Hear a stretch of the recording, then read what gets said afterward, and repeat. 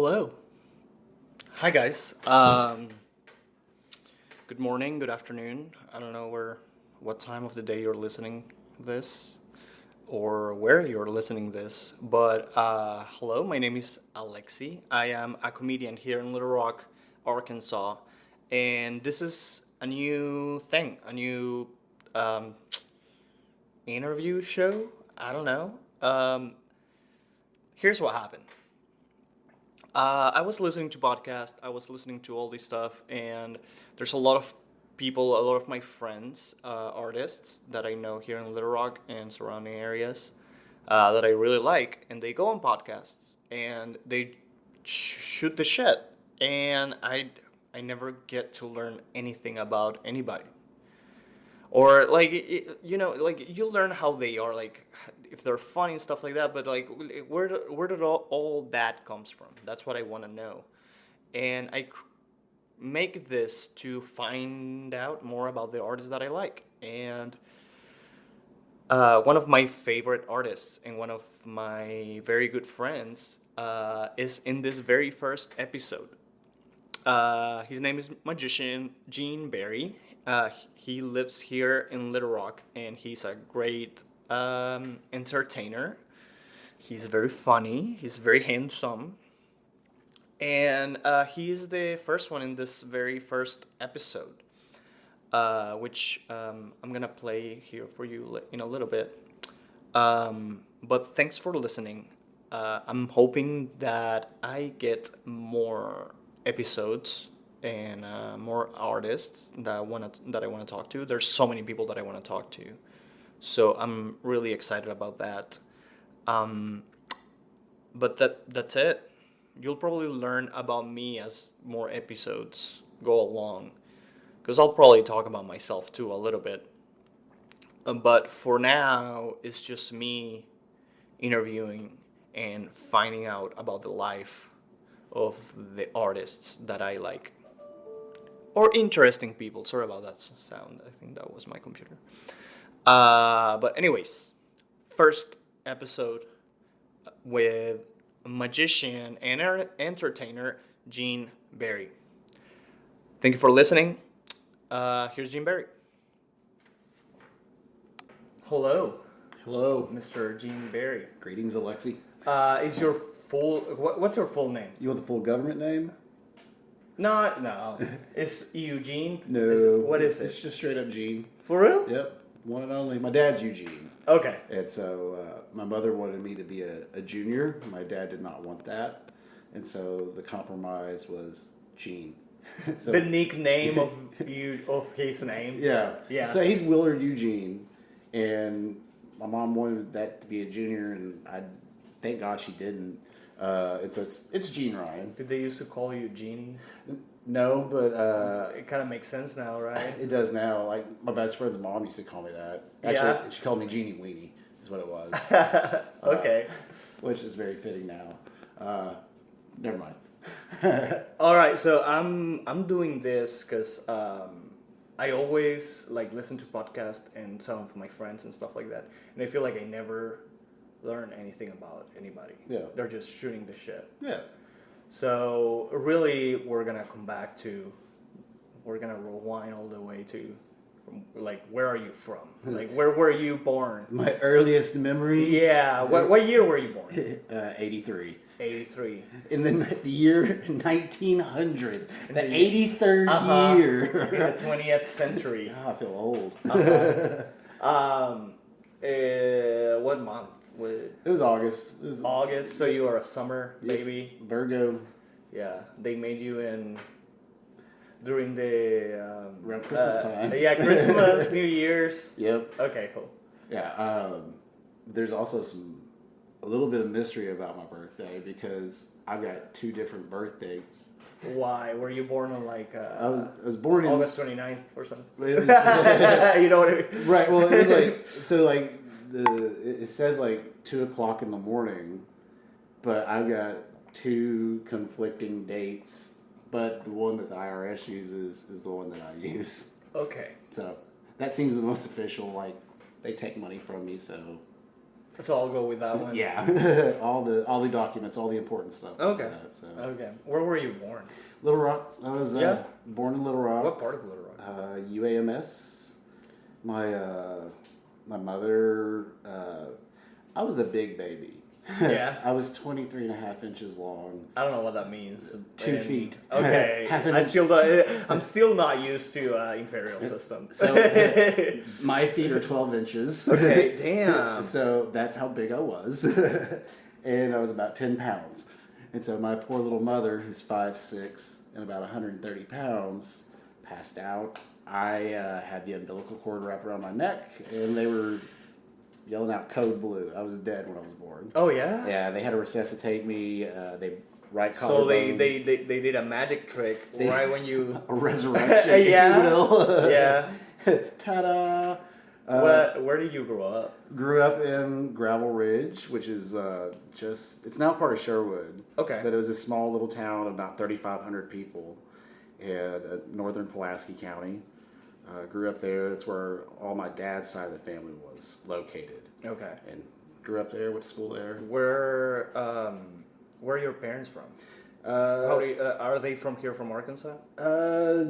My mother, yes. My father, I want to say up north. I want to say Maryland. I'm not 100%. Like, my dad's a liar. Okay. So, like, So he could be from. there's a little bit of mystery about him. He, too, does his own little magic. What state did you say? Maryland? I think so. Yeah. Yeah, well, what if you try to make your story like greater?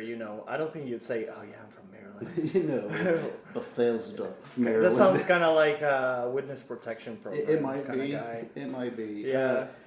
What did he do? Oh, Lord. Like, in general? Or Like to support you? He didn't. Oh yeah.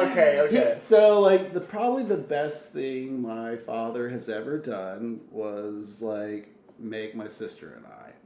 It's probably the best thing that I can honestly say. Like, Okay. As long as I've been alive, I've never known the man to work. Okay. He's a con artist. He's Yeah. an addict. Oh. And so, like, Mine was like that. Not a con artist, but the other two, yeah. this dude's shady. Oh, yeah? And so, like, it's my dad. Uh-huh. I got at least 23 chromosomes from that dude. And so, like, he's a very charming individual, but he will mess your life up. And I found that my life is abundantly better without him in it. That being said, I've tried to take all the charming and endearing qualities that my father has had, Oh yeah. and I try to apply it to myself. And so, like, he does have some redeeming qualities, but he's a character. Where is he now? I think in North Little Rock. Okay. Oh, Yeah. he's still around. Oh, he's around. You just don't. I dodge that dude like the plague, man. Yeah. Hide. Hey, Jesus, let me take this. That's not Jesus. Yeah, I know. There's something last here. It's just, he'll be fine. Whatever. Okay. Okay. So your dad, it's a Little Rock. Well. Yeah, he. So okay. So and your mom? What about your mom? So my mom's like from Stuttgart, Arkansas. Okay. They moved out to California for a bit, and then they moved Uh-huh. back. Give me 1 second. Yeah. I'm just gonna take him upstairs.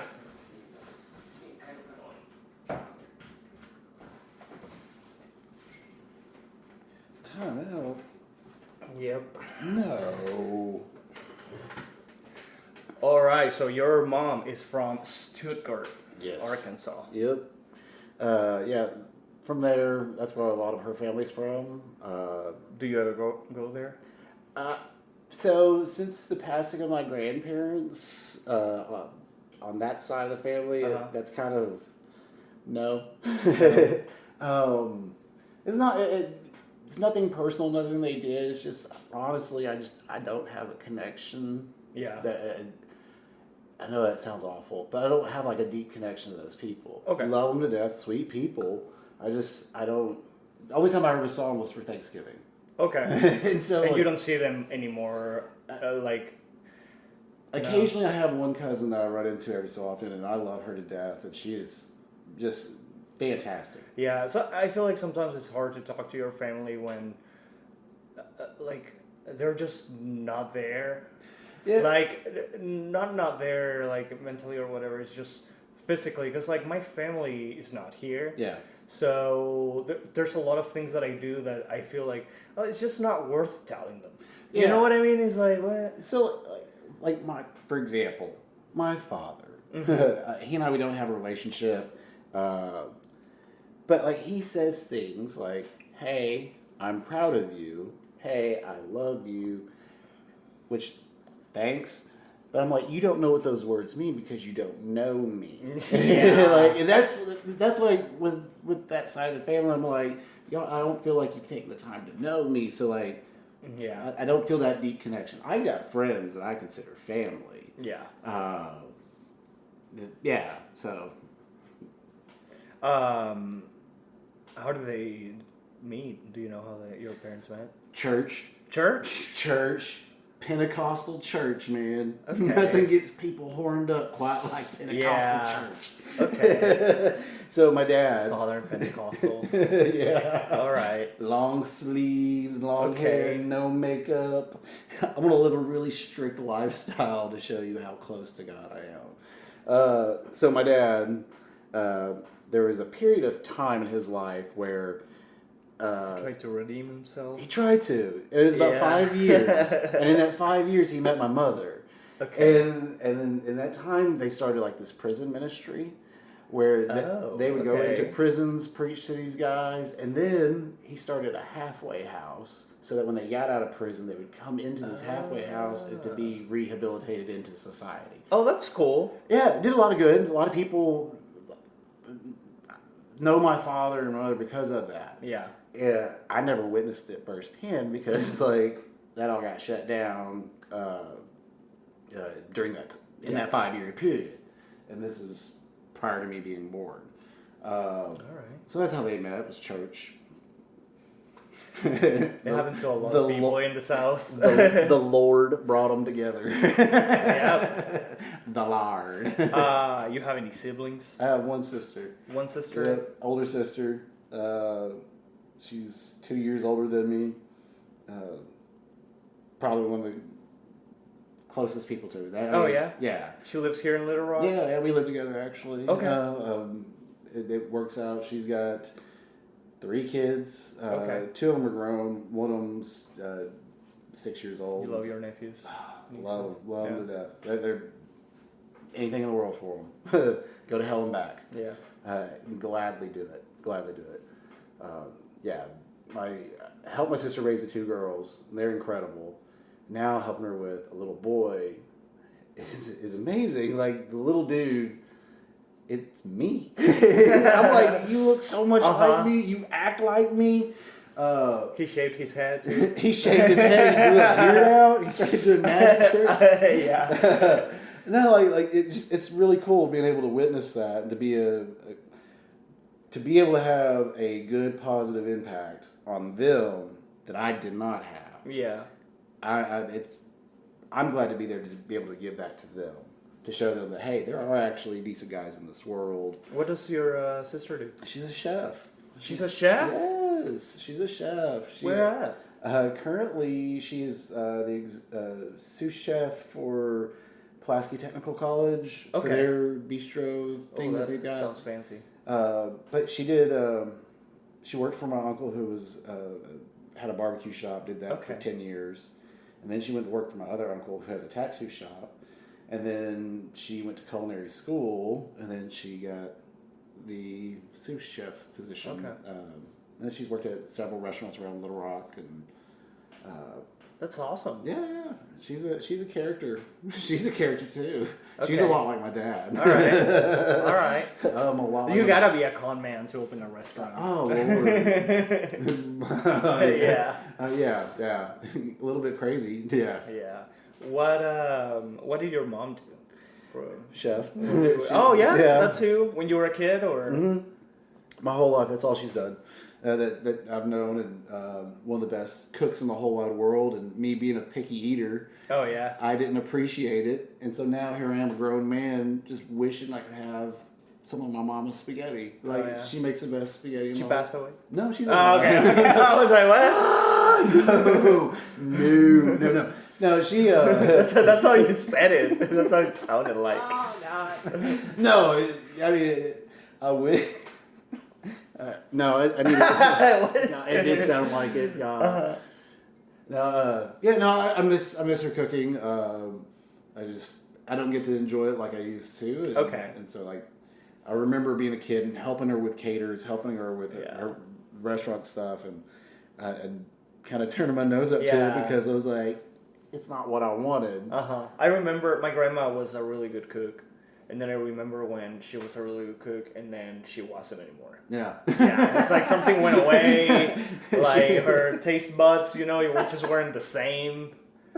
Something happened, and it just wasn't the same. And then my mom was horrible. She's horrible at cooking. Like, she cannot Don't ask her for like an over easy egg. No, just you're getting scrambled. She sounds like me. And so my aunt took everything from my grandma, and she's a great cook. What's your family's heritage? Would you say? Could you be a little more specific? Like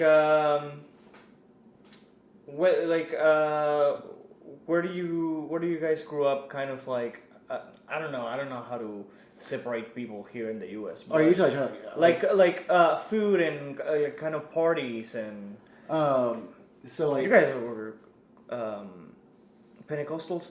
They celebrate Christmas and stuff, right? Some do, some don't. Okay, depends on how strict that's you are. That's what I want to say. Yeah, no. So we had somewhat a norm. I can't even say that. That's not even right.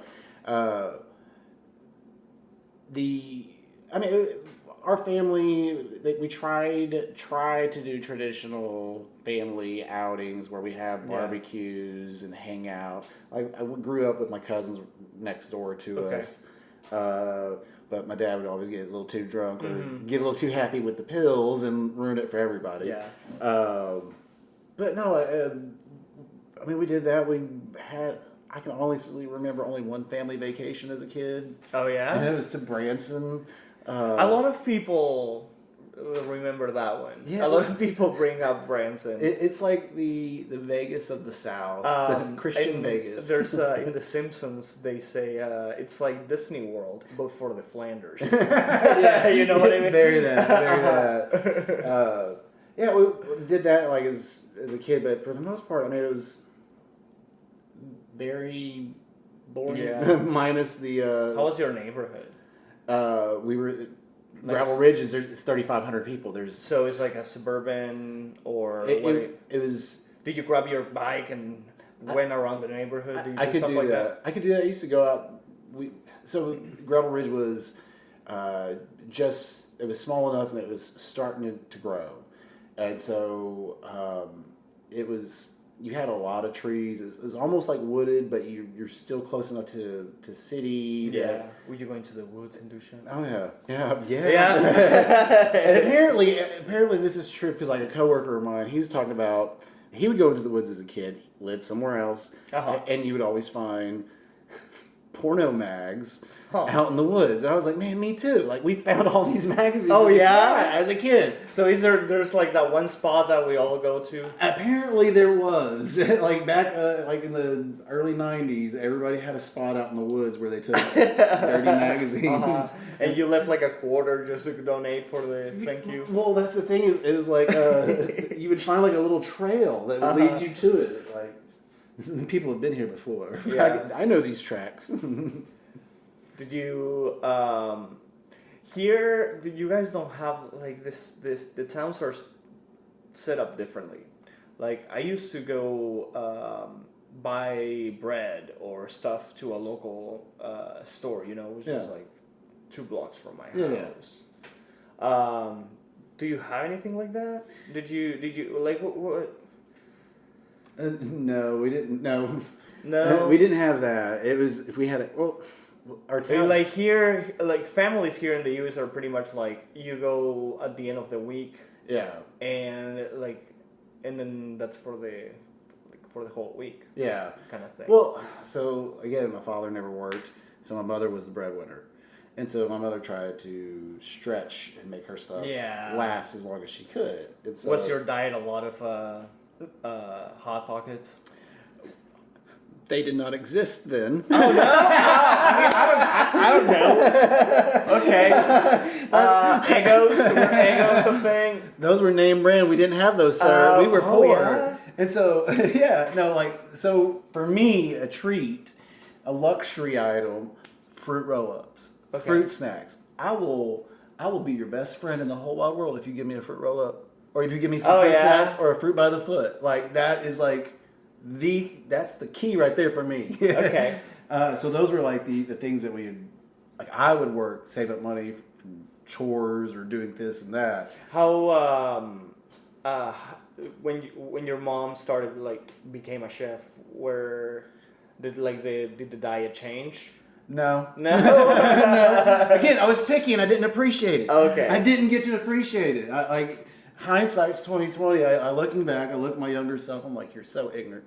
You had this wonderful chef right here making you wonderful food. No. I turned my nose up to it because I wanted a Little Caesars pizza or okay. Let me go get a McDonald's cheeseburger, Mom. Oh, it was horrible. Where did you go to school? Hot Pockets. Hot Pockets. I'm Sorry. still hung up on that. I'm gonna look that up. Oh, there's something there with that. I went to North Pulaski High School. North Pulaski High School. We were like right at the back gate, or one of the gates. Back gate of the North Little Rock Air Force Base. Okay. So we had a lot of military brats come in and out. That's where I went and graduated. Did you any childhood friends from there? My best friend, even though we were never in school together, Yeah. he was always several grades behind me. Trey. Oh Trey, yeah? So you guys went to the same school? We went to the same school, but again, he was always just so far behind me. So Trey and I. So what do you mean behind you as in age or just age. He's but as he would have to repeat the same. No, he's smart enough. He didn't have to do that. Okay. No, so when I was about 10, my parents got a divorce. We Okay. moved off, and whenever I moved off, we moved off to still Gravel Ridge, but we got a rent house out there. Yeah. 2 houses down was this big boy, Trey. He and I became best friends. So I was 10, and I put him, golly, I can't remember how old he started. Anywho, he was younger than me, but he was my size. And so we just became friends. We both loved pro wrestling. We loved the same things.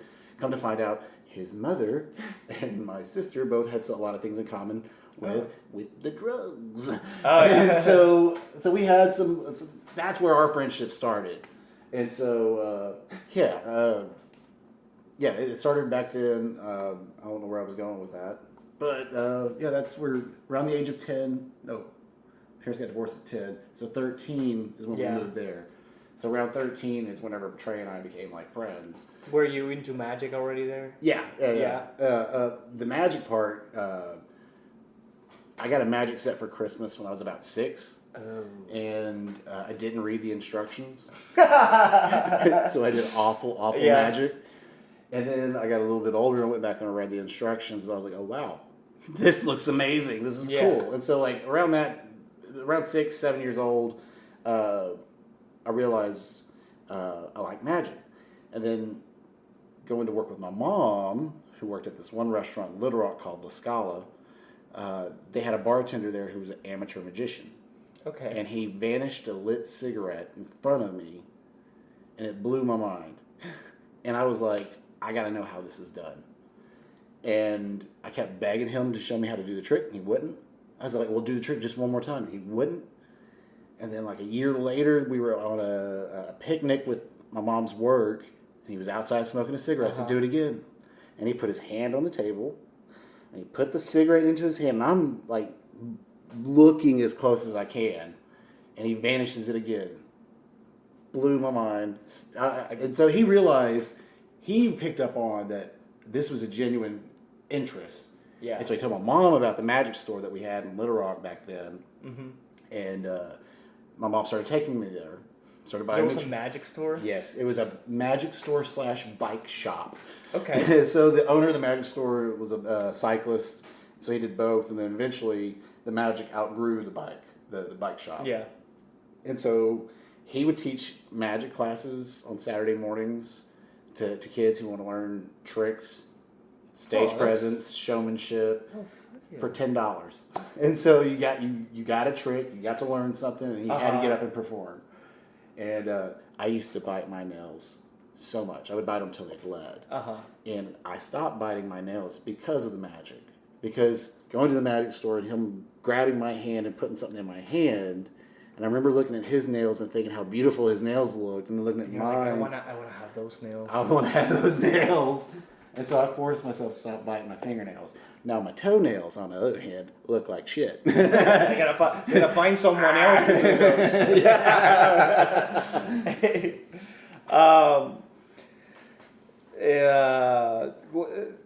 What would be, so he's like an early influence, right? What would you say? Because I don't know anything about magic. Yeah. So what is a guy that you're like? He's one of my.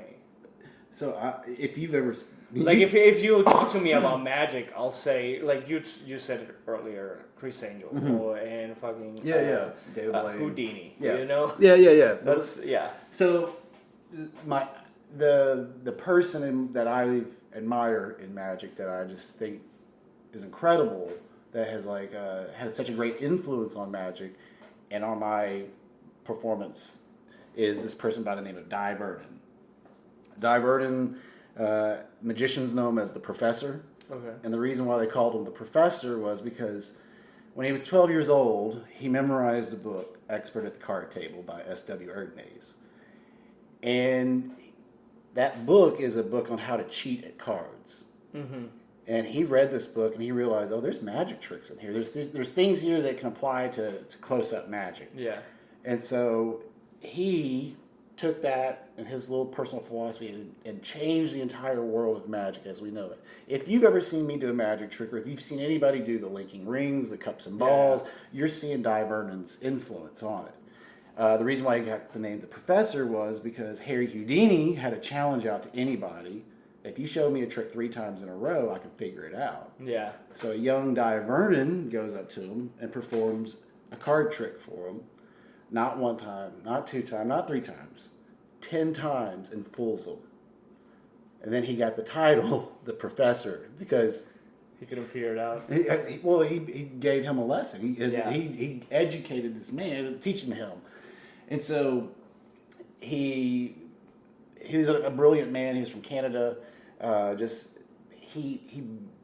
He preached that magic should look natural. It should look effortless. There should be justifications for everything that you do. There should be a reason behind why you're doing your actions should be motivated.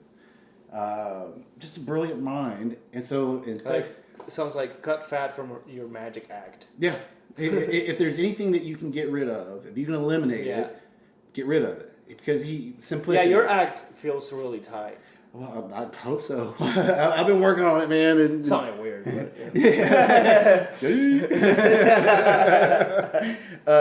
I've worked on it. So Vernon lived to be like 98 years old, and he spent the remaining years of his life, the last remaining years of his life, at the Magic Castle out in Hollywood. I got to go to the Magic Castle this past February, and there was a seat always reserved for the Professor there at the castle. As soon as I walked in, I got greeted by the hostess there, and they're like, what do you want? I said, don't talk to me. I just need to find one thing. So I found the seat. I found the Professor's seat, and I got to sit in it. Got to take it in, get to have my little moment, and I was like, I got to be where the Professor was, where this man influenced all these brilliant magicians that came after him, who influenced my magic. And like my show is a tribute to all the magicians that have come from him. Yeah. Also, like, pro wrestling's in there too. I love pro wrestling. Pro wrestling and magic are like the best things in the whole wide world. All right. Have you thought about doing pro wrestling? I did. I actually did. I had a Oh, yeah? character. I had a character pick. What was picked your out. character's name? The Black Scorpion. The Black Scorpion. Which there was a Black Scorpion before, but I thought it'd be great to revive that character. Okay. Because he did magic tricks. He did tricks. Like, Okay. so they had this big angle. Sting, my favorite pro wrestler ever, had this feud with the Black Scorpion. The Black Scorpion wore an all-black leotard, had black mask. Nobody knew who he was. There was a voice modulator anytime he spoke on the microphone. Sting. All right. And so, I think the premise was that it was somebody from Sting's past coming back to get revenge, and he's going to use the black magic. And so, like, there was a couple wrestling shows where they did some cheesy stage illusions where somebody vanishes from here and reappears over here. Oh, it was cheesy. It was campy. It was wonderful. Come to find out, the Black Scorpion was Ric Flair.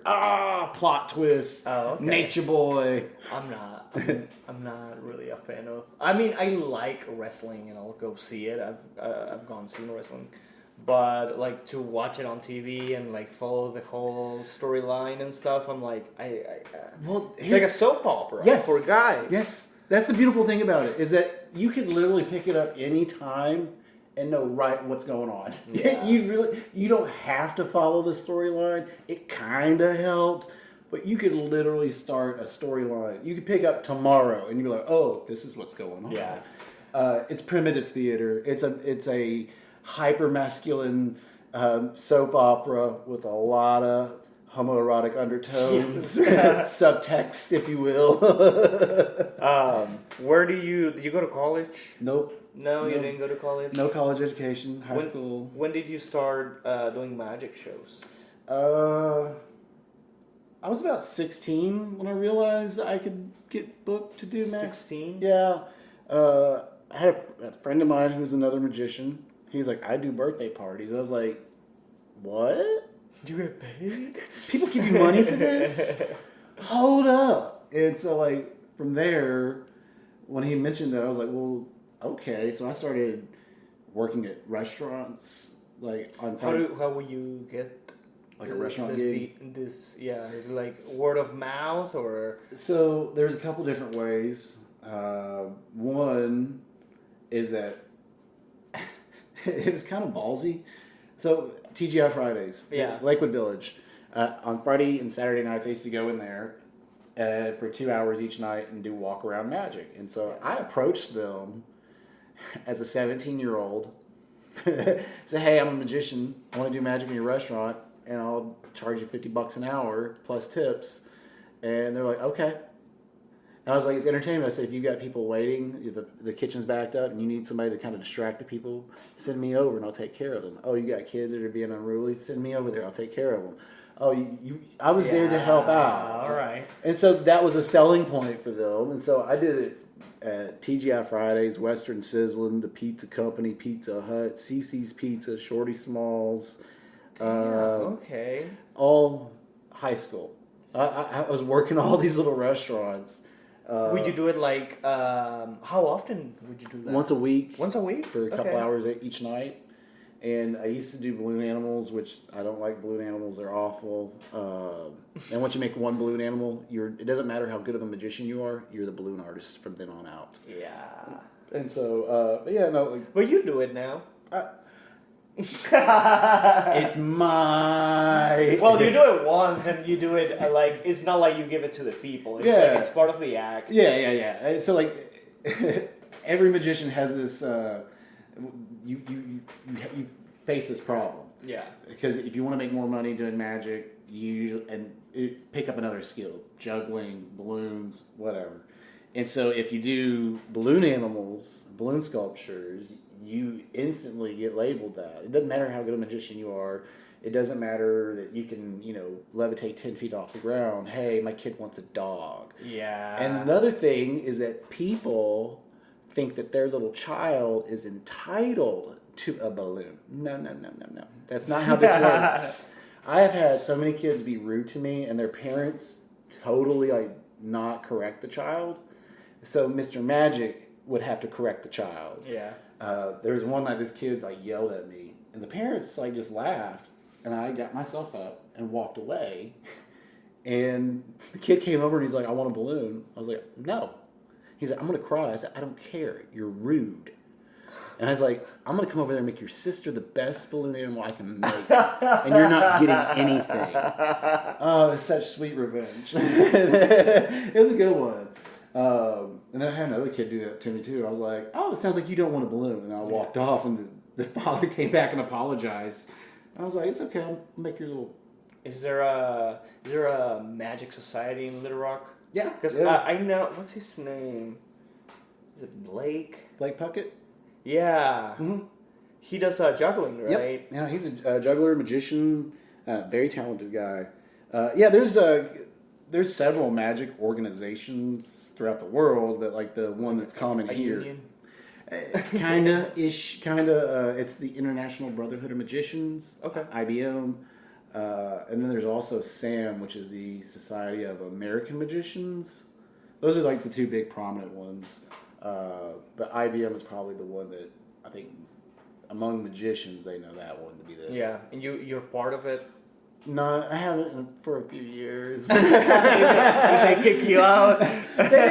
No, it's just I just didn't renew. Oh, you have to pay in or something? Yeah, it's not that much. Yeah, you get like a magazine every month. You get discounts to like conventions. You get advertisement for the latest, newest magic prop. It's not my thing. Like, Sorry about that. no. It's a little cuckoo. Oh. Yeah, it's like a little cuckoo clock. Oh, there it is. I see Play it. like a little melody. Oh, I see. Yeah. Yeah, I forgot to turn it off. It's like every hour. Where's the ice cream truck at? Yeah. Oh, that's like Let's get some ice cream. Yeah. Fuck, I forgot to turn it off. Okay, whatever.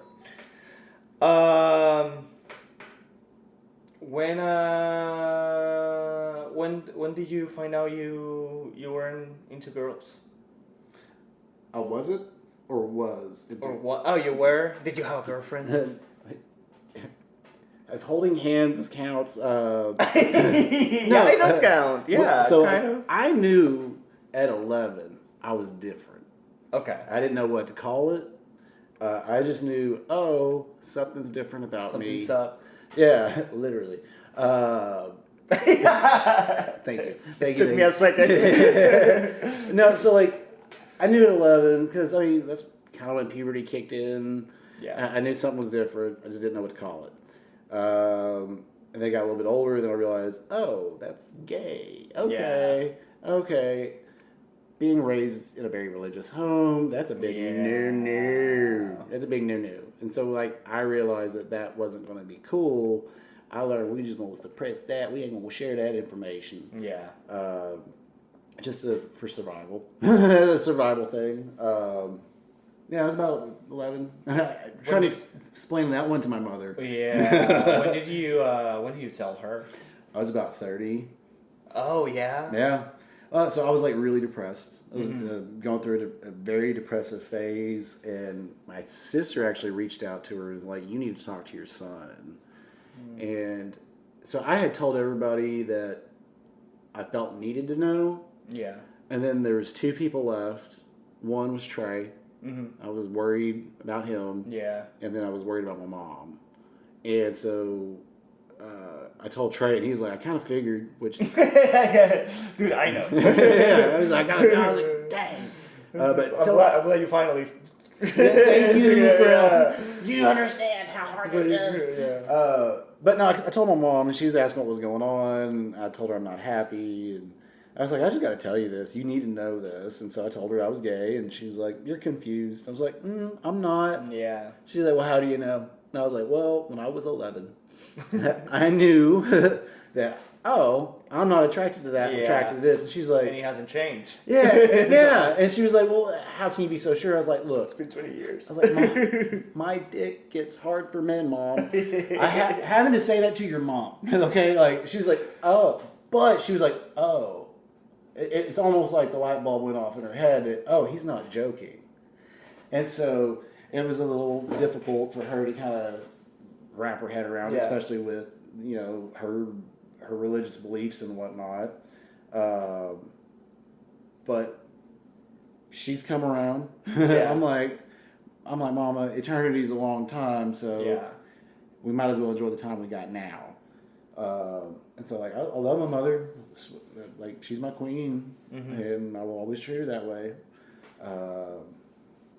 Yeah. Did you have any boyfriends in high? When was it? When did? The first time I actually had a boyfriend. Yeah. So I was. So here's the thing. I told my mom when I was 30. I did date this one guy for a little bit, and I'm not gonna mention their name just out of respect. I don't know what. Yeah. So date this one guy. Lot of fun. A lot of fun. Just You found the fun part of. Yeah, I was like, oh, hold up, wait a minute, like Is that just holding hands? like I'm trying to think, like, how do I phrase this? Like, they gave me consent to do whatever I wanted, and they were down for whatever, and it was a lot of fun. But there was a catch. The catch was, and I did not realize this until later on, they were a little crazy. No wonder this part was so fun. Oh, there it is. So, like, they met my family, and they, like, threw a tantrum in front of my family, and I was just like, no, I'm not doing this. I'm not going to go through this. And so that ended. I don't know if it was even a full year that we dated. A lot of fun. I wish them the best. I hope they're doing well. But yeah. A lot of it's like a lot of people, when you don't date for a long time, or like you didn't have a boyfriend or whatever, there's a lot of people that date or start dating like after, like in their late 20s or whatever. A lot of times the first person they date is usually a crazy person. Yeah. Like you're usually like, if you start dating, in high school or whatever, by the time you're in your 20s or 30s, you kind of figured out what kind of person you like. Yeah. But if you start late, yeah, I can see that. You didn't. it's like, you didn't have to feel through all that stuff. Yeah. And it's also really weird in the gay world too, because like there's people who come out later in life that they're kind of having their gay awakening later in life, and so it's interesting. It's also that I would think that it's also that thing of like, or I would feel like, there were all these years where I wasn't myself. Yeah. Well, I mean, you know what I mean? I can look back with a lot of charity and be more charitable to that younger me, because I didn't know any better. I was ignorant, and the people. And you were in Arkansas. In Arkansas, yeah. I mean, I was a product of the environment that I was in, and which is so like whenever my grandmother on my mom's side passed, I had to go back to one of the churches I used to preach in, and this is one of them. Like, how old were you? Probably about 35. Okay. Not that long ago. All right. And I went back to one of these churches that I used to preach in, and this was like a really like hard right, very conservative, ultra conservative church. Yeah. And Pentecostal. Very Pentecostal. So Pentecostal. ISIS is like, damn. I remember being in that funeral, looking at my grandmother, looking at all these people, and the thought went through my head: could I come back to this? Could I be a part of all of this? And then I started thinking about it, and I was like, I could, but my vision, my mind has been so far expanded that I would have to close it all. Yourself. And I couldn't do that because I met so many beautiful and fucked up people that like here I feel like you're putting on a show. Yeah. You've put up this facade for people when I've learned some really valuable lessons from a person sitting next to me at the bar. Yeah. Like, do you think some of the the way that you treat people in general came from the church that you were raised at? I And think like, I feel like that about me sometimes, and then I'm like you hit a point where it's like, oh, they're just like this about only certain people, but not everybody. Yeah. I thought you were supposed to love everybody. What happened to that? I mean, that particular church, I remember going there. It's an all white church. Yeah. A very white church. I remember going there one time doing a revival service, and I told them, I was like, I want to go to a poor part of town, and I want to invite people.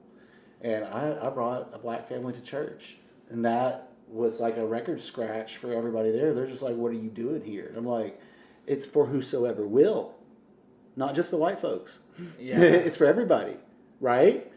And so, like, it was one of those. Yeah. I wanted to make them Like, uncomfortable. I thought we were. I thought we were supposed to do this for everybody. Yeah. It's not a gated community. It's- I mean, yeah. it is a gated community. It's No, got gates. we've been reading about this. Yeah. All nations, all tribes, all tongues. Yeah. That was something that bothered me a lot too. And the messed up thing is, like, I never really got up in church and preached about, because I used to be a Pentecostal preacher too. Yeah. Oh yeah. Yeah. I used to evangelize. What? Yeah, I used to evangelize. I was licensed Pentecostal preacher, traveled all over the South, preaching revival services, saving souls, baptizing folks. What? Yeah, faith healing. For how long? 2-3 years. 2-3 years. They pay you for it? Yeah. Yeah? They take up offerings for you. Yeah, I did all that, and it was so funny because, like, I would be there. I wouldn't, like, preach against turn or burn, heathen. Wouldn't do any of that Yeah. stuff. It was, I tried to encourage people, try to lift them up, and